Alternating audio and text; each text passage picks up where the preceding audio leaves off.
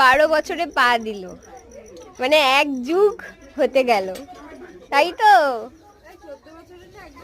আমার মেজো কাকার অ্যানিভার্সারি ছিল সেদিন, তার খাবারের মেনুতে সেদিন ছিল কড়াইশুটির কচুরি আর চিকেন চানা মশলা। তো সেগুলো বানানোই তোড়জোড় চলছে। যে কচুরিটা বানাচ্ছে তিনি হলেন আমার মেজো কাকিমা, মানে ওনার অ্যানিভার্সারিতে ওনাকেও রান্না করতে হচ্ছে। এই যে গরম গরম কচুরি ভাজা হচ্ছে।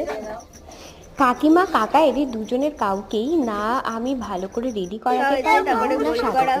তারপরে এটাকে বেলা এইদিকে হচ্ছে, কিভাবে বানানো হচ্ছে দেখো কচুরি কচুরি। বানানো হচ্ছে, ওর মধ্যে পুর ঢোকানো হচ্ছে কড়াইশুটির, তারপরে ওটাকে আবার গোল বাগানো হচ্ছে, আবার এখানে হচ্ছে বেলা হবে বলে সেই প্রসেস হচ্ছে, এখান থেকে বেলা হবে আবার, ও না ওইটা ওইখানে যাচ্ছে, এখানে বেলা হচ্ছে আর এখানে ভাজা হচ্ছে, তারপরে তৈরি হচ্ছে মুটির কচুরি।